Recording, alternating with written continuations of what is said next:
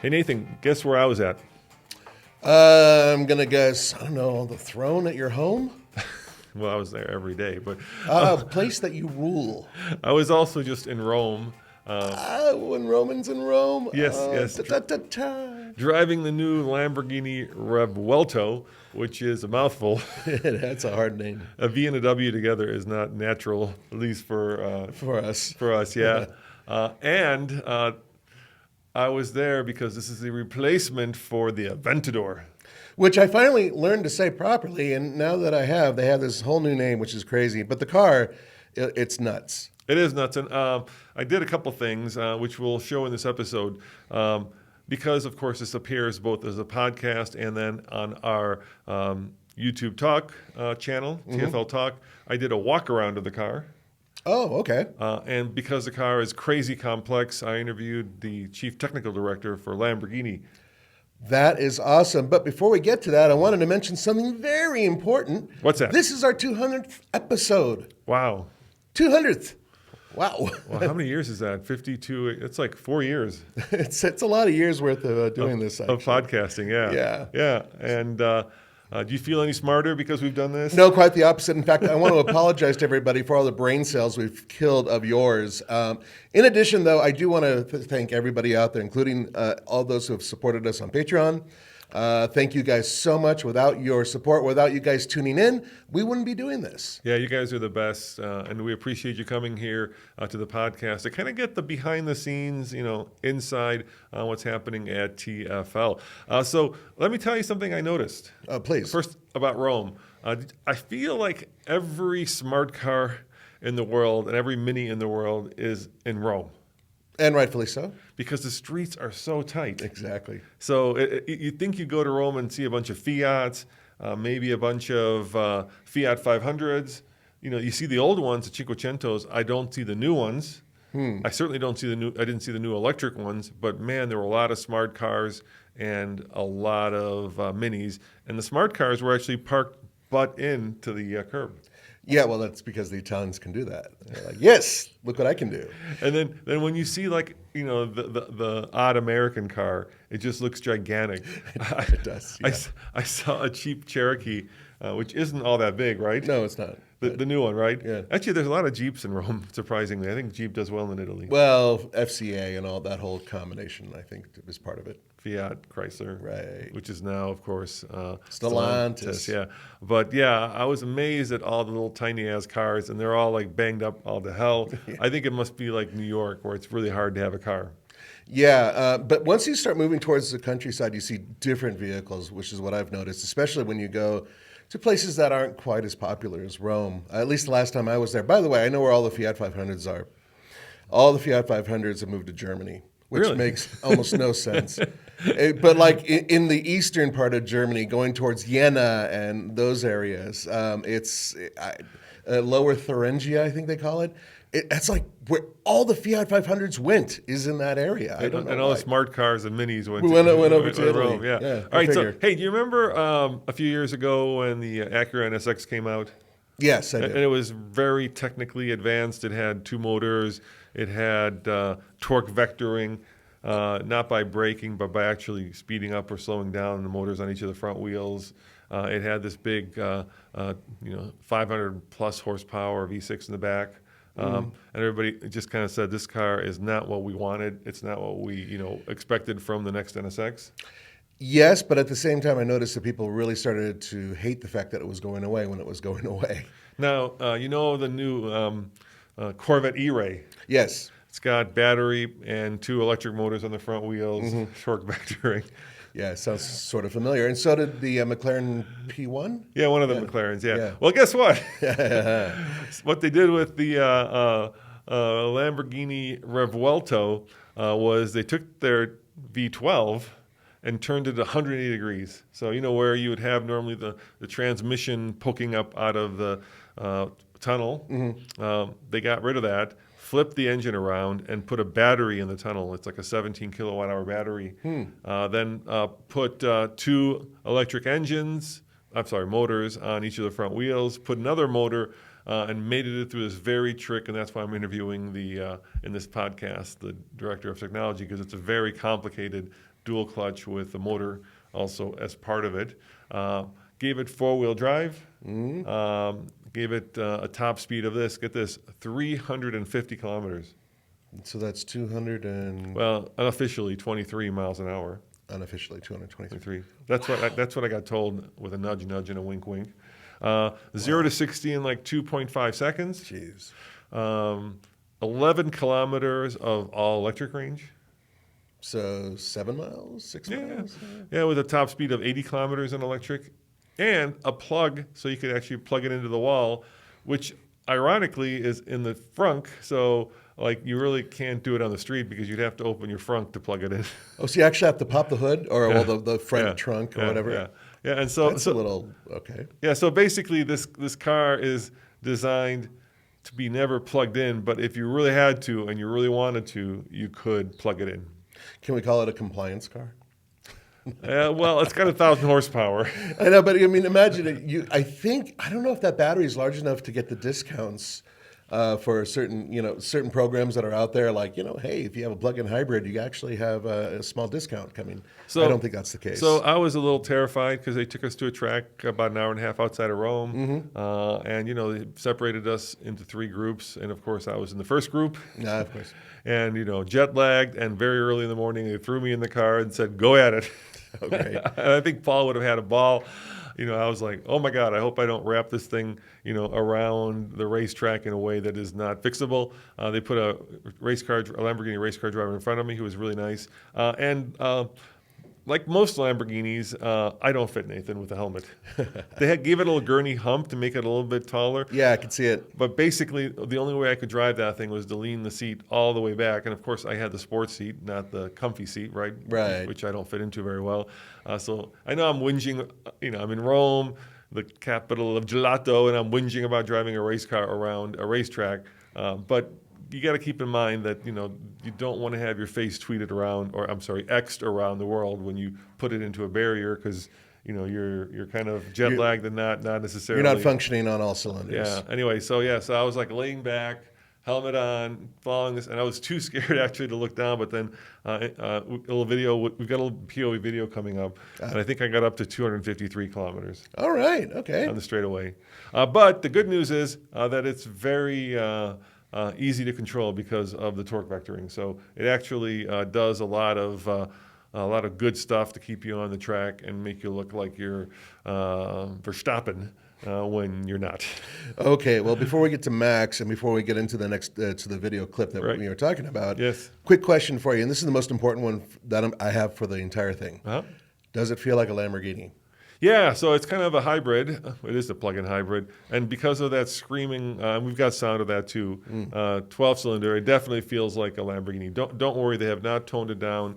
In fact, it's got these giant exhausts coming out the back. It's got active aero rear wing, and it's got massive tires, crazy colors. And it's only 600,000, and it's sold out for the first, almost 3 years. Oh, only 600? Yeah, only 600. Okay. So let's cut to the walk around. And I was a little out of breath, mainly because I was so nervous. I wasn't like unhealthy. I was just nervous. You put me in a $600,000 car, and it's a little bit outside of my comfort level. Right. Well, let's check out that video. Hey guys, welcome to Rome. I am here in Italy for the world premiere of the first drive of the brand new Lamborghini Revuelto. And this is the fastest Lamborghini that has ever been produced. It is also the very first plug-in hybrid Lamborghini. And in this video, we are going to do a complete walk around. It's hiding back here. I'm going to knock on the door. I'm going to show you everything about the car. We're going to talk about the design language. We're going to talk about the engine. We're going to talk about the horsepower. We're going to talk about how much it costs. And at the end, I'm going to even tell you how you can get one or can't. Stay tuned for that. Anyway, come on in here. And if this looks familiar, it's because it shares the same design language that Lamborghini has had since the Countach. And you can tell that by coming over here and looking at this poster. Now, the designer that I just spoke to said he was inspired by a spaceship, but there's the Countach, there's the Diablo, and of course the Murcielago, finally the Aventador, and now the Revuelto. And you can kind of see the design language and where it came from. Same thing from the back. Obviously the exhaust locations have changed, but Countach, Diablo, Murcielago, Aventador, and Revuelto. And I gotta say, this is a car that, well, is kind of a bridge between the past and the future. And when I say past, I mean the V12. This car does have a V12, but it also has an electric motor. Now, if you've been with TFL for a long time, you'll note that maybe 5 years ago, I did the first drive of the NSX. And the kind of the architecture of this car, the internal architecture, is very similar to the NSX. But before we get to talking about the powertrain and how much power it has and how it works as a plug-in hybrid, let's talk about the design. So let's go to the front and let's take a look at it. And there's another thing that the designer used, and you'll see it everywhere, the letter Y. So spaceship and the letter Y. And of course, the most prominent letter Y is right there. And that has become kind of a classic of modern Lamborghini design. You'll also see it over here in the wheels.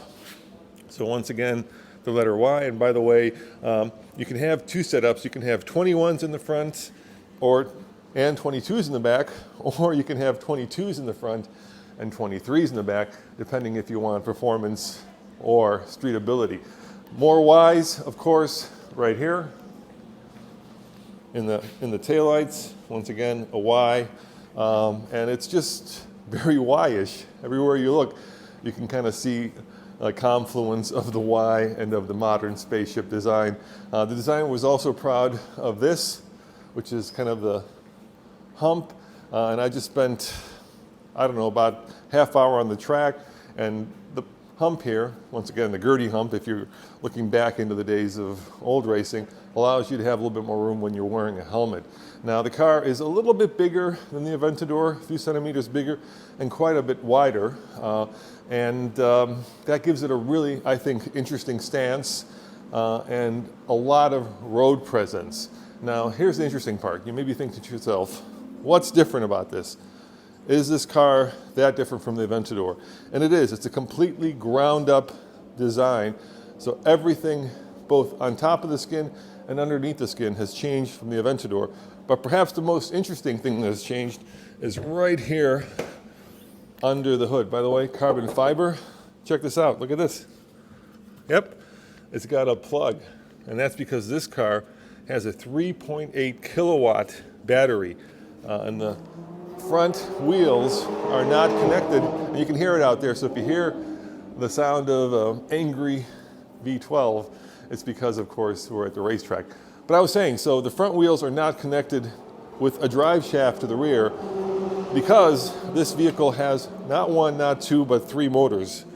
And so what you have is you have two independent motors in the front, V12 in the back, another motor in the back, for a combined 1,000, a little bit over 1,000 horsepower, with the V12 putting out 850 horsepower. 0 to 60, get this, 2.5 seconds. Top speed of over 350 kilometers, give or take 220 miles an hour, 223 I've heard, which is pretty phenomenal. And of course, all-wheel drive all the time. But here's where it gets super interesting. Not only do you have all-wheel drive all the time, but you also have torque vectoring. So basically, not torque vectoring by braking, but torque vectoring by power. So in other words, if you're going around a curve and you want to make sure that the car cuts that perfect apex, the car will send power to the outside wheels, which will spin a little bit faster, giving you a beautiful line, allowing you to cut that apex just right, which I did not do when I drove it on the track. Now let me show you, of course, the most key figure. We're not going inside yet, but of course, every Lamborghini has to have scissor doors, as does this one. But check this out. You'll note there's no cover on the engine. It's just exposed. And in fact, let me open up the hood, or in this case, the trunk, I guess, so you can see what it looks like. Carbon fiber. And when you lift it up, you see much more of the engine bay. This is how, of course, you fill your windshield wiper fluid. Actually, windshield wiper fluid is in the front. There's your oil. Here is your rear electric motor, dual clutch 8-speed transmission. The other cool thing about, of course, not having a cover on top of the engine is not only can you see it, but you can also cool it better. So all of these cooling ducts are meant to give this vehicle much better airflow, much more downforce. There is a wing right here, and we'll talk about this a little bit later, that deploys. There's also a control on the steering wheel that allows you to deploy it manually in 3 different positions. And unlike, let's say, the Porsche GT RS, this is not a downforce car.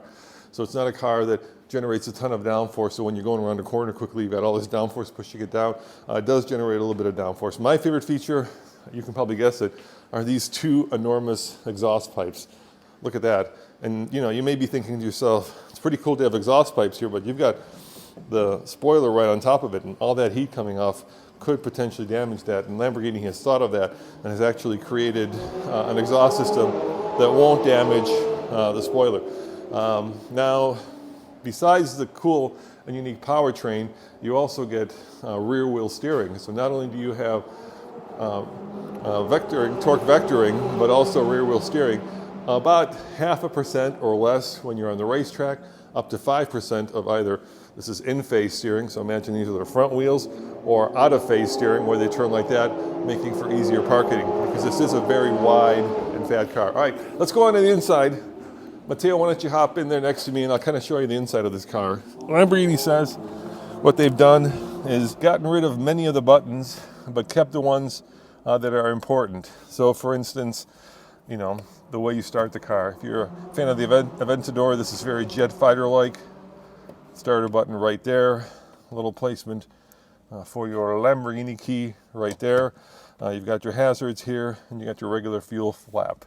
If you're wondering just how fuel efficient this is, I actually did ask them that, and they said, this was interesting, it's 30% more efficient than the Aventador. And the Aventador on the American cycle gets 10 mpg combined, so 30% more efficient. You're looking at 13 mpg combined, which obviously isn't what most plug-in hybrids are designed to do. And keep in mind, this plug-in hybrid is specifically designed for performance, not as much for fuel economy. But it is 30% better than the Aventador, which for a big 1,000 horsepower car is still really good. So let's talk about some of the other controls. I'm pretty tall, and Lamborghini says that it has generated more or created more space. It is a tight car. For me, when I was in here driving it around the racetrack, I did have some headroom issues, especially with the helmet. But that is one of the downsides to sports cars, especially low-slung sports cars. Now, if you can come over here, I want to show you what's on the steering wheel. So come on over here, and I'll show you the kind of steering wheel. We've got 4 rotary controls, and they all do very specific things. So this red one right here. Let me see if I can get this car to turn back on. I wonder if this will start it. There we go. There we go. There's the car. This red one is your mode selector switch. So if you can look right there, you've got Città, I think that's City, Strada, and Sport. There's also Corsa, which is racetrack. And if you press the inside, the little flag right there, that's your launch control. Now this does 2 things. Launch control, and lets you pick the kind of mode you want. And over here are your shock absorber settings. So not only can you push this, which is a front end lift, so if you're on a very low driveway or going over a big bump, you can raise the front of the car so you don't hit the spoiler.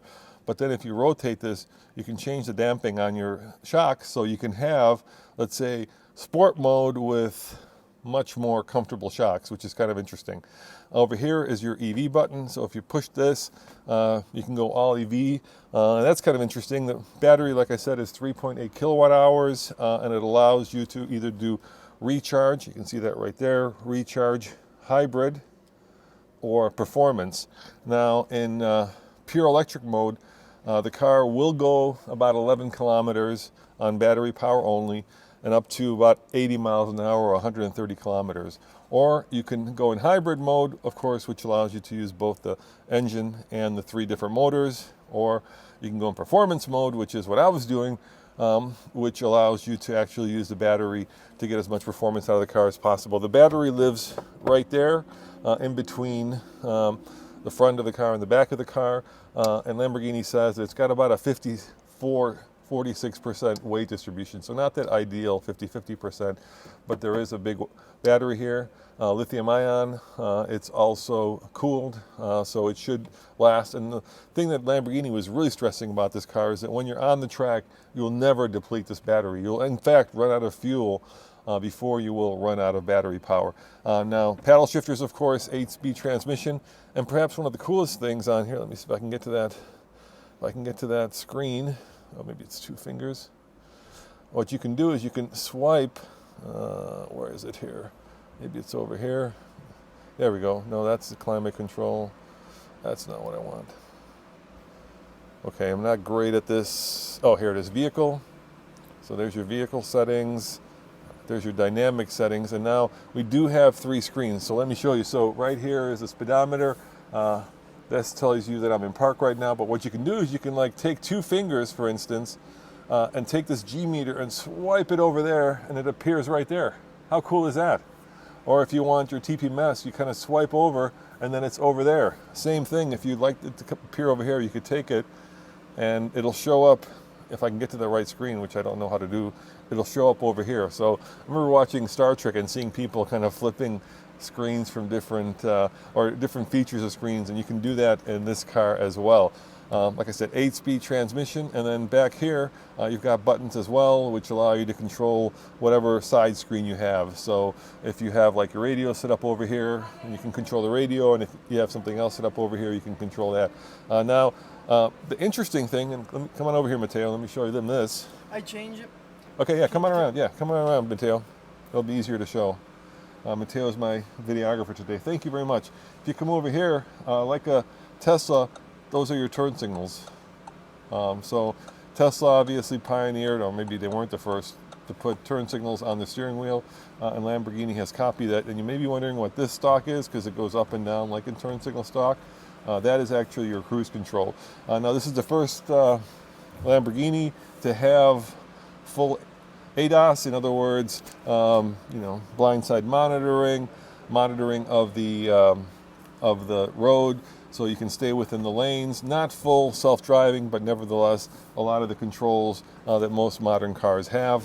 You can also adjust the steering wheel right here, and it even has a little glove box right there. So if you wanted some glove box space, you have that. It does come with both Apple CarPlay and Android Auto, and I do love the feel of this steering wheel. Of course, leather, beautiful French stitching everywhere you touch. It feels very expensive with a lot of carbon fiber, because the tub itself is a carbon fiber tub. So it does, the supercar proud. Let me get out for a second and we'll kind of wrap up this initial walk around. I want to hit the videographer. And Lamborghini says it's actually pretty easy to get in and out of. And I have to agree, because I have a hard time being a taller driver getting in and out of these cars. Let me turn it off. Punch it off here. There we go. And it's not that difficult to get out. A little bit harder when you have a helmet. But I gotta tell you, even though this car is very much track focused, I'm not sure how many people will actually take this on the track. So let's kind of wrap up what this car is and what it competes against. The SF90 Stradale would be an obvious competitor. Obviously a Porsche GT3 RS, a lot cheaper, because I was going to tell you how much it costs. $600,000, give or take, for the new Revuelto.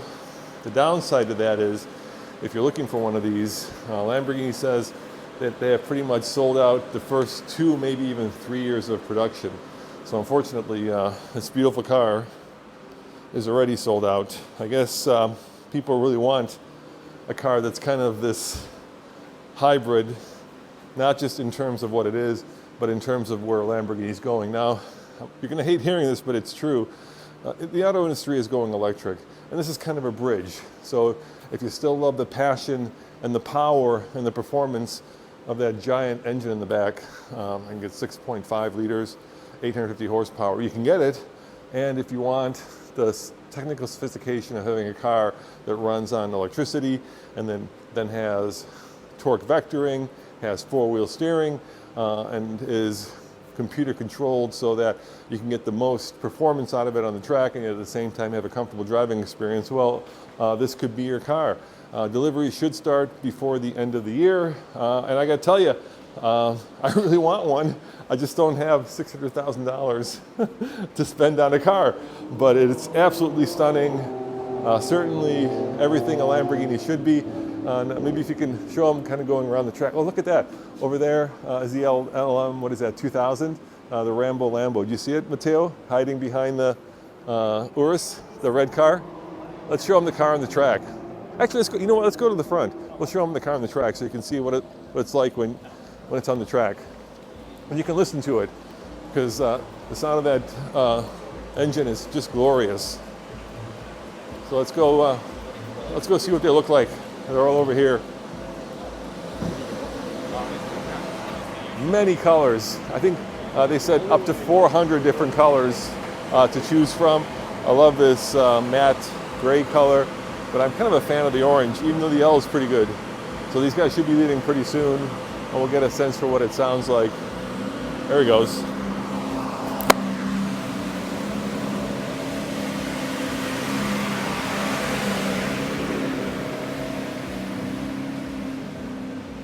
And then maybe we can zip over here and go to the track, and we'll see one as they come by.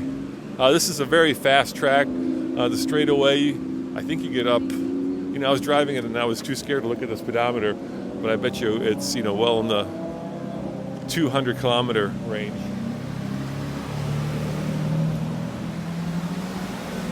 And let me know in the comment below, what's your favorite color? And we'll end this video as they come around in full tilt, and you guys can get a sense for what it sounds like. You know, I kind of feel like we're living in interesting times, because obviously we're going from internal combustion to electrification, and this kind of in-between step, oh yeah, even though it's, you know, something that a lot of people out there think is not great, because you're carrying around basically in this case, three powertrains, right? You've got 3 electric motors and this big giant V12 in the back. Not exactly the lightest thing in the world, but when you do combine them in such interesting ways that it makes it much easier to drive the car, makes it much easier to steer the car, especially at its limit, it does make for a very entertaining car. And I gotta tell you, I was really scared. Here they come. Let's listen.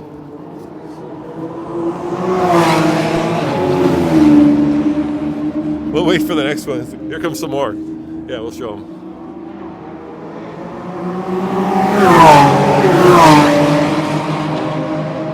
That's great. I gotta say, when I first came here, I was invited to this program on my birthday, and I was both excited and a little terrified. You know, taking a 1,000 horsepower car on a racetrack where you're, you know, at full boil, unless you're Paul, is rather scary. But this car is a pussycat. So Nathan, is this a car that if you had one?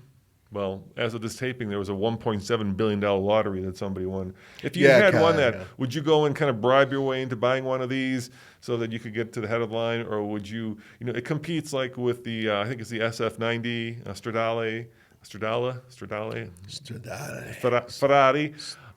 Or, you know, would you just settle for basically an E-Ray, which cost about, you know, $500,000 less, but it's very similar in terms. I guess there's like this thing now where all the manufacturers of supercars and performance cars are kind of hedging their bets, right? They want to make them, you know, more green, and I'm using air quotes here.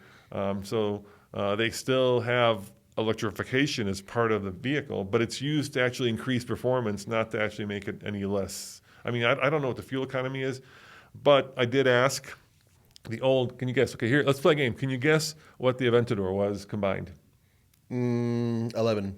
Close, very good. 10. 10. And I did ask, they didn't have the official numbers, but they said that this one is about 30% better. So if you do the math, you're at 13 combined. Maybe 13, yeah. Yeah. Oh, that's that's quite. Is it premium, or is it, you know, because that matters. Yes, I'm sure it's premium. I don't think you're going to Sam's Club and putting in the 85. Oh, come octane. on. See, that's how. But does the design? It's a little bit longer, a couple centimeters longer. It's a little bit wider. Does the design? Does the look of this thing make you like want to swoon and mortgage your house? It's a really pretty car. I like what they did with the front light effect, which really draws out the front end design, which is super, super sharp. So it sort of kind of has the Gallardo feel to it. You know what I mean? Like really exotic lines, big air intakes, all that. If you look at the headlights, you'll notice the Y basically, and you'll see that everywhere you look. So if you look on the front hood, you can see the Y. If you look Air there, intake, yep. you see the Y. Yeah, and on the back too, it has the same type of Got thing. the Y It's, headlights. yep, it's their signature on that car. That part's cool. I'm not a Lamborghini guy. I'm not a Ferrari guy either. You know, in terms of what I long after and everything else. But I would say between Ferrari and Lamborghini, if I had to choose between the two of them, of course I'd choose this. This thing looks fantastic. Yeah, I mean, you know, it's still going to spit fire out the exhaust. I like spitting fire. If you really wanted it to do that. And it's certainly going to get the premium space at the restaurant. You know, what the valet does with it once you go in. Well, I'm sure there's some sort of special valet, mode or whatever. Actually, I would rather get the new Alfa Romeo that they came out with. Oh, which the really is supercar? Yeah. Yeah, that's Stradale. Oh, that thing is pretty. But I wouldn't fit anyway. It doesn't matter what the car it is. My big butt won't fit in them anyway. But yeah, good-looking car. I'm really happy to hear that it still sounds like a proper Lamborghini. The question is, how does it drive? You know, I can show you. So what we can do is we can cut to the video of some raw sound so you can hear what it sounds like. You could see me trying to keep up with the race car driver in front of me, and luckily he was kind enough to, show me where the apexes are. It's remarkable how much easier it is to go around a track when you're following somebody who knows the way around the track. Lead follow is the best way to learn any track in my book. Yeah. Yeah, and they were great about that. The other great thing about going on this program was just how Lamborghini had set up the content creation for us. Mm-hmm. So they had one thing I didn't like. So get this, before we go to the sound of it, I'll tell you this story. There was actually a guy with an LM002 who showed up. Oh, cool. Yeah. We put that up on our Classics? No, Off-road? TikTok. Oh, I did a TikTok. little TikTok with it, alltfl.com. Anyway, they broke us up into like 4 groups, and we had 4 things we could do. One of them was, of course, do track time. And I got to say, I wussed out. They gave us 4 sessions of 4 laps each, and I did 2, and I was like, okay, I've had enough. Well, you're not a professional race car driver, right? I mean, if Paul was there, he would do 9 as opposed to just 4. He would be like racing the guy in front of him. And then they know he would because he's that good. Yeah, and I don't pretend to be a race car driver, so for me, I think I had learned about as much as I could after the second time out there. Right. Plus, I didn't fit in the car. When your helmet is, And that's really not. It's hard to get comfortable when you're in this very tight cabin, and it's bigger than the previous one anyway. So they had that. They had a design studio set up so they could kind of show you. That's how I know it's the Y design language. Uh-huh. But the freakiest one, and being jet lagged, was kind of weird. Was they did virtual reality. So you put on the virtual headsets, and then basically they spent a half hour going over the brakes. The rear wheel steering as well. They would just cut away the car, and by about 20 minutes, I was feeling pretty sick to my stomach, zipping around this car with various layers being like exploded off of it. and here's the question I had. Okay, maybe you answered it already, but it is so complicated, right? Rear wheel steering, no drive shaft between the front and the rear engine. This dual clutch transmission with an electric motor sandwiched in between, torque vectoring on 2 motors in the front, right? A battery that on the track the director of technology said you will run out of fuel before you use up the battery, right? So it's meant to be used, but why not just go all electric? It would be so much simpler. I think that's their next step eventually. Yeah, I think you're right. For one thing, a very simple reason.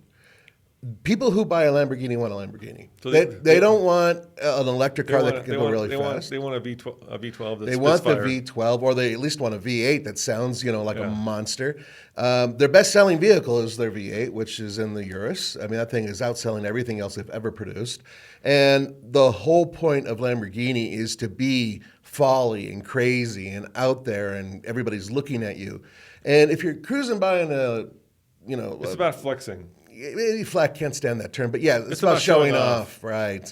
And that's the whole point.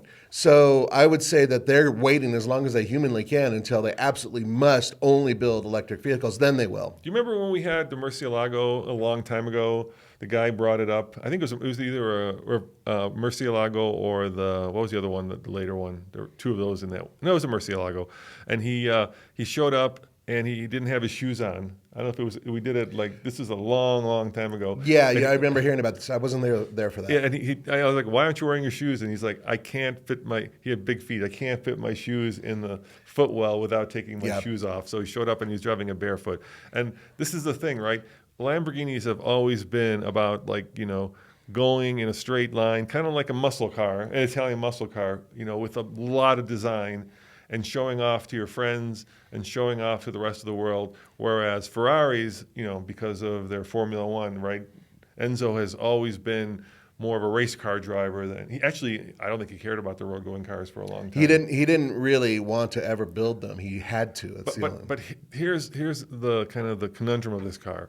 Because of all the technology, and because, of course, it's Lamborghini's owned by the Volkswagen Group, which also owns Porsche. And so there's a lot of parts in there that are shared with many of the Audi and whatnot. Exactly. As well, The car is actually really good on track. Previous cars built by Lamborghini have been great, but not the sharpest knife in the drawer when it comes to being on track. This thing, like I said, was incredible on the track. And it still had that kind of classic Lamborghini DNA. So I worry about the complexity of it. If I owned it, I think you probably make sure you do all your required maintenance. Well, that's what your butler's for. I mean, have him, give him hey, here's a treat. Take the car, have it maintained. I know it's only 4 miles away, but go ahead, live it up. So let's do a deep dive on the technology. There But first, let me jump in this thing, and you guys can hear what it's like for me to be in this thing after doing a couple laps on a very high-speed racetrack.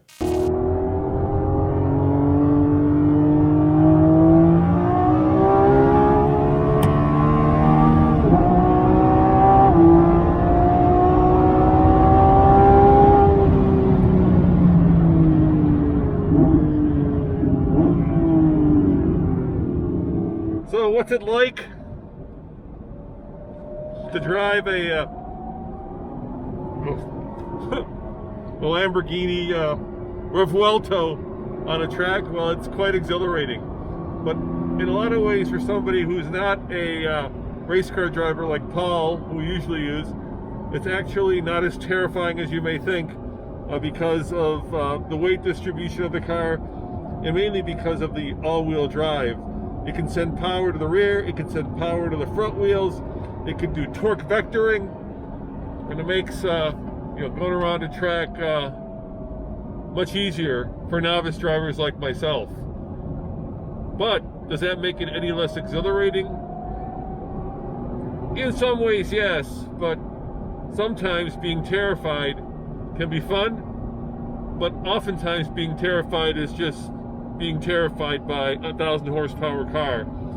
And it's nice to be able to feel like you can take it on a very fast, high-speed track and not look like an idiot doing it. So I'm going to give this car the Roman approval for high-speed driving on a racetrack.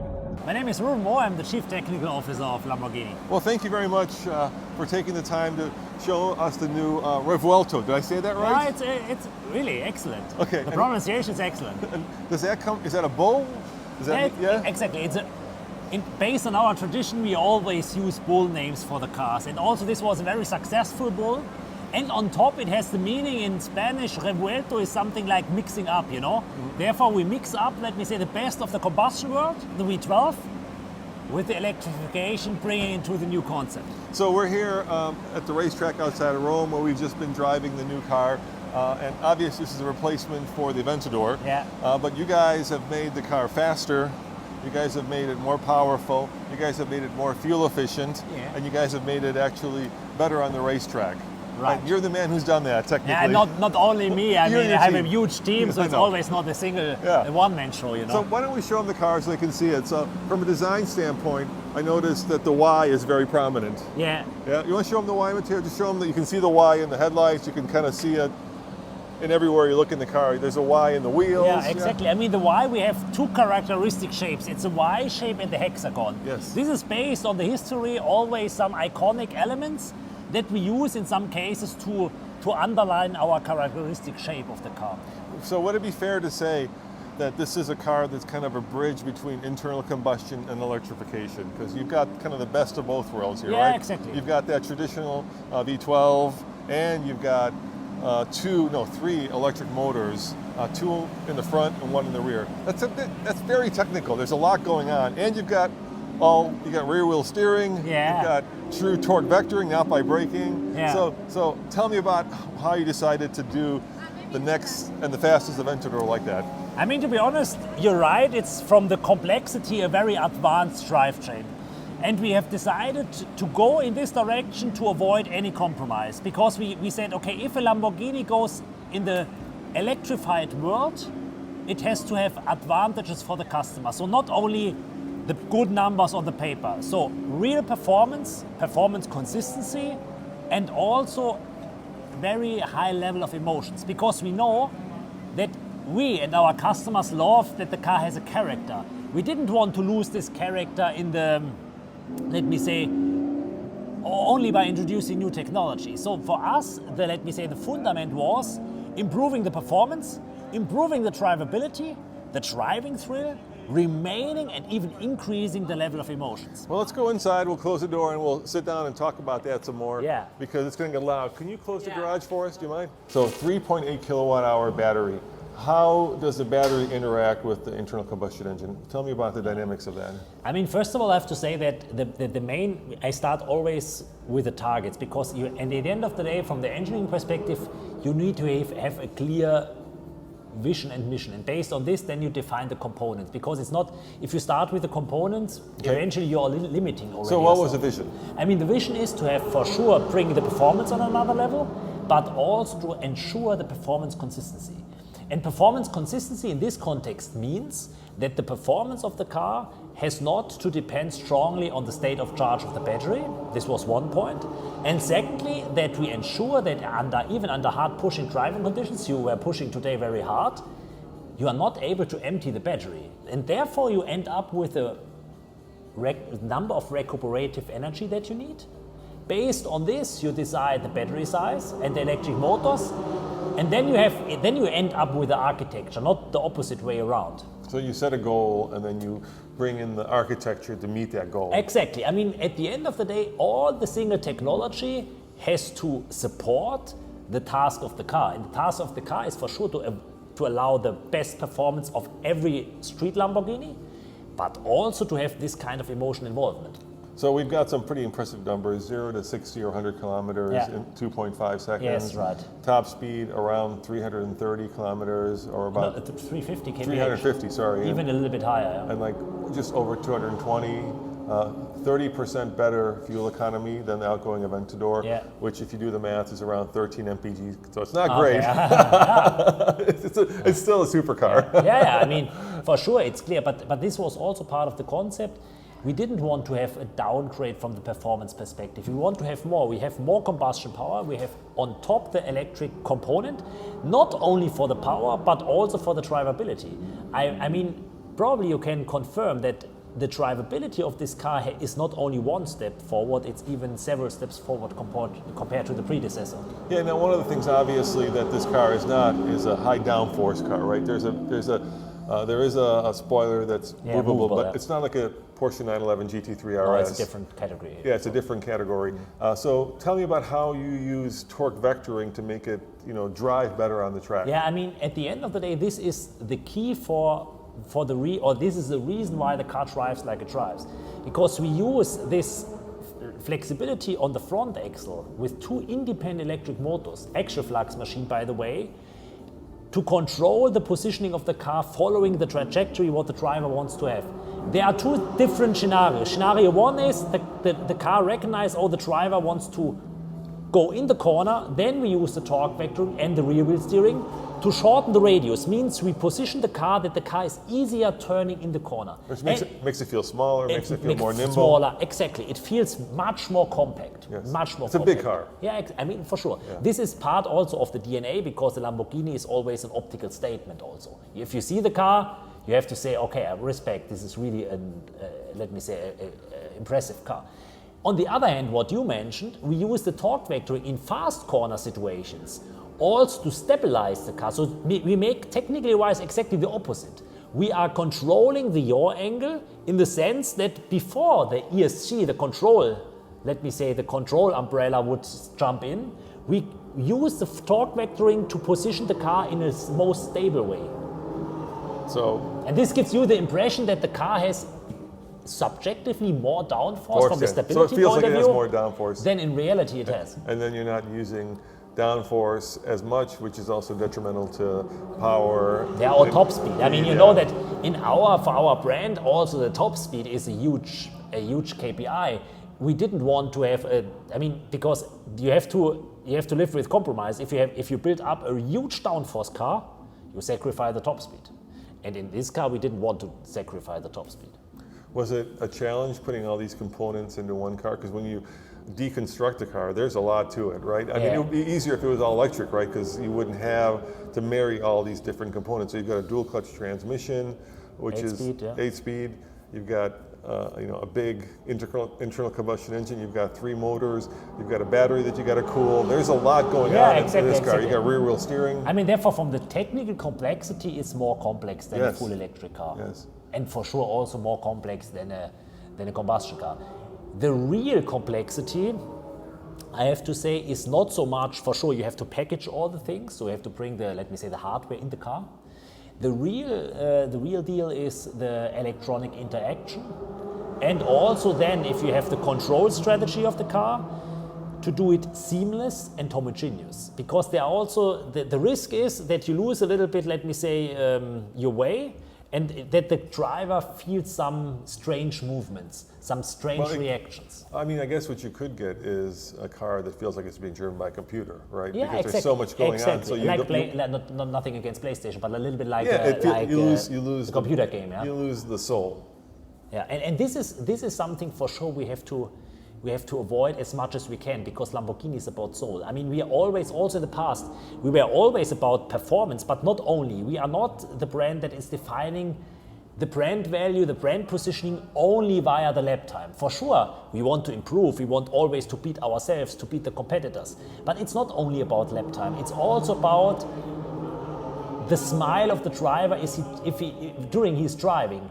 And to have this, you need an authentic behavior, and you need, let me say, also a limit that a driver, not a race driver, can access. Because at the end of the day, the majority of our customers are not race drivers.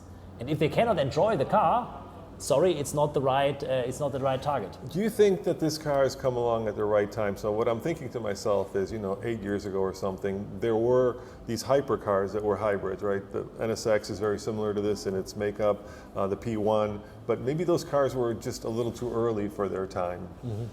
You think that we're at the right time now for this kind of a hybrid where you get, 11 kilometers of pure electric, but you have a hybrid that's meant for track as much as it is for fuel economy? Yeah. I mean, to be honest, for sure, there is always, in the history, there is always this kind of forerunner that, by the way, you need also for the technological progress. So I would not say that it was too early for them. Because, I mean, if I look at for instance, the 918 Spider, it was also a very sophisticated car with a very, let me say, good integration of all the things. But for sure, you feel that in the technology 10 years after, or even more, for sure you have today much more possibilities. And therefore, for us, it was now the right time, because now we have the ingredients that there is no disadvantage for the customer. There's really no disadvantage. I mean, the hybridization brings more performance, brings more drivability, and even in more let me say, more emotions. I give you one stupid example. For instance, the hybrid power allows us to focus on the combustion engine more on the high rev region. So we have even increased the revs. We have from the camshaft, from the timing, we could focus from the torque curve much more on the high rev limit, because we have the electric torque at the beginning. At the end, you are faster out of the corner and you have more fun if you're revving up the engine. So there is really only plus points. So this is I call it softball question, the easy one. What's your favorite part of the car? If you look at it, what are you the proudest of? What's the thing that you would point to and say that is something that is so interesting and unique that no other vehicle has it? From my point of view, it's that for my personal taste, it's the first hybrid supercar that is not permanently indicating the driver, I'm driving a hybrid, I'm doing this. It's simply a very fast, highly emotional supercar. And on this I'm proud of. Yeah. Well, Lamborghinis have always been, as the youngsters like to say, about flexing too, right? It's not just about, like you said, if you want lap times, get the STO, right? If you want something that obviously, has a beautiful stance, you take to the restaurant and it'll get parked in the front. Yeah. That's what Lamborghinis have been about. But by the way, if you speak about stance, this is also a good point because Mitya and me, we worked also, and for sure the people that were involved, we worked a lot on the let me say on the right side as well as on the offset of the rims. Yeah, it's interesting. You can get 21s and 22s or 22s and 23s. Yeah. Why that? So 21s in the front, 22s in the back, or 22s in the front and 23s in the back. Why that choice? Why those two different tire and wheel size combinations? I mean, this is a little bit for sure. First, a design topic, because for us, let me say how the car is really, like you said, from the stance point of view, is looking, let me say, standing on the wheels. This makes, especially for car guys, it makes a huge difference. Yeah, I mean it makes huge bigger difference. the better. And then for sure, if you, let me say, based on the new tire technology, it's also from the tire point of view, in the meantime possible to have, let me say, this bigger wheel at the rear, without any disadvantage. And the fact that we offer also 2021. Well, you can't swap them. No, this would not make so much sense, but you could try. No, I'm joking. I mean, the fact that we offer also, let me say, the smaller, for sure from the pure driving performance point of view, the smaller rim size is the better choice because you have much more possibilities with the tire compound. I noticed that you didn't put the charger plug on the outside of the car, but you put it inside the frunk. Yeah. And so I don't think this is a car that somebody's going to be pulling up to a public charger and plugging in, right? This is more of a car that you plug in at home, or you never plug in, right? Theoretically, this is, therefore, I mean, for sure, the fact that the plug is not, or let me say, the opening for the charging is under the underhood has aesthetical reasons, because we don't want to avoid, let me say, an additional opening. This is reason one. The reason two is, in reality, you're right. In fact, you are not enforced to charge the car because based on the recuperation concept and the power management in the car, the energy management, basically you can really recharge during driving extremely fast. In 5 to 8 minutes, depending on your driving profile, the battery is full again. So you were saying that there's never a situation where the battery will be completely empty. Yeah, so, I mean, for sure, if you drive full electric, then you can empty the battery. But on the track, so you'll run out of fuel before you run out on of the battery. majority of the tracks, never, because you run out. Here, for instance, I can give you the example on this track, and you have still also some really high, let me say, high load sectors. So it's not that it's not a tiny racetrack, Vallelunga. You have also a reach up to 270 kph, and here you can deplete. I was wondering how fast, because I was too scared to look at the speedometer when I was No, I mean, driving it depends a little bit on your exit speed of the last corner before the straight line, but you can reach up to 270, but then you are really fast. I mean, if you have 240, you are already fast. You're already fast. And to be honest, in this racetrack, after 5 laps, you have to refuel the car, so the gasoline. Probably new tires as well. And the tires after probably 10 laps, depending a little bit on how much you're pushing. And the depleting of the state of charge is 10-15%. So will you ever get to a point where the car electrically derates itself because the wires are getting too hot or the battery's getting too hot, or have you not gotten there? On this, to be honest, we made a really strong test of the car. We stressed the car really a lot, especially in the south of Italy, where in the summer it's really close to 40 degrees. Also here, I mean, today it's not so, but yesterday and the day before it was here also hot. And there is no derating of the battery because the battery itself is only one line of modules in series, and we cool the battery actively from both sides. So we have really a good thermal management of the battery itself. it's not like if you speak about full electric cars, sometimes you have the problem that you cannot bring out the heat in the inside of the battery, because if you have not a direct cooling or really cooling from every side, it's hard, let me say, to bring the heat out of the battery. In our case, it's not so an issue because we have only one string at the end of the day.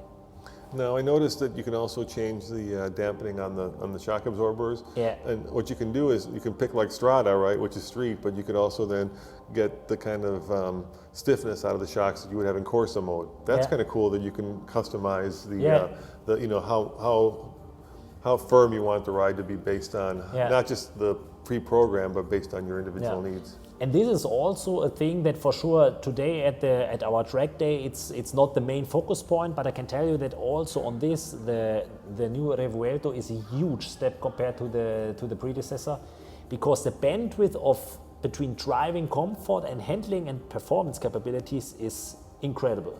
Because on this car, also regarding the shifting behavior, for instance, you have in Sport and Corsa still a very emotional shifting, a very fast shifting. Yeah, I noticed that, very fast. But if you drive on Strada, you have also in automatic mode a very smooth shifting. So you don't get that. So then you can also, let me say, long distance traveling is easier.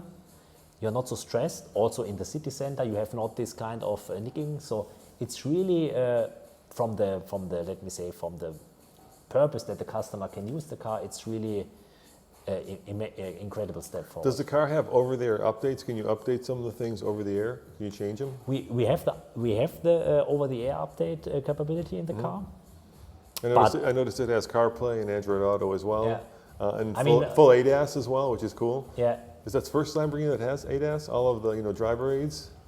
In the Urus we have it. Okay. But in our super First supercar. I mean, in the Aventador we even didn't had cruise control. Okay. I'm not speaking about adaptive cruise control, but, about cruise control. But regular cruise control. Yeah, and this is for sure, especially if you are in a country where there's a speed limit. I mean, this is a big advantage if you have it. I noticed that you've got the turn signals on the steering wheel. Yeah. I know Tesla kind of pioneered that. Do you think that people will like that? I'm not sure, because when you do this, the turn signals switch sides, basically. But it's a little bit also in our history, I mean, the Huracan also has it. I mean, on the steering wheel. Yeah. So I guess it's so. Our customers should be familiar with it.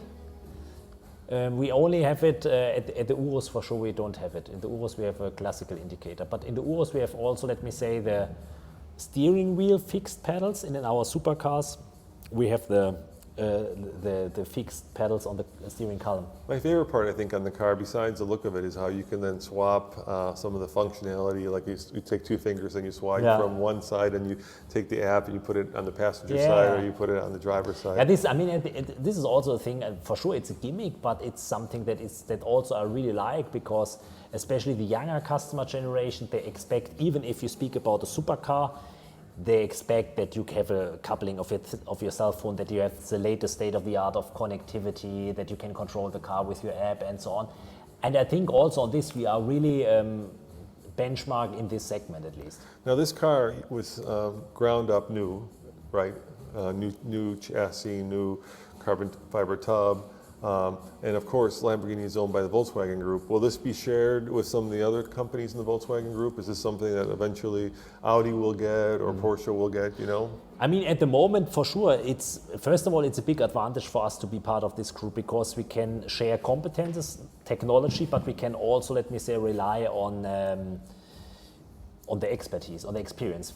I give you one example. I mean, even if for Lamborghini it's the first electrified car, in the group for sure not, and you can, based on the lessons learned, you can avoid a lot of mistakes. Coming back to your original point, if it's planned that these components are shared in the group, at the moment not, but never say never. I mean, let's see what are the plans. For sure we are also using, let me say, part of the group that are not brand defining, for instance, air conditioning system or the basic electronic architecture.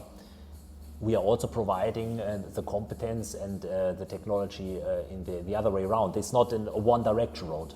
Yeah, so it makes development a little cheaper, I suspect. You don't have to completely reinvent the wheel every time. Exactly, especially for things that are really not brand defining, because it would not make sense to develop or to scout for a different air conditioning system if you have one available, or if you have a working electronic architecture, why to invent it new?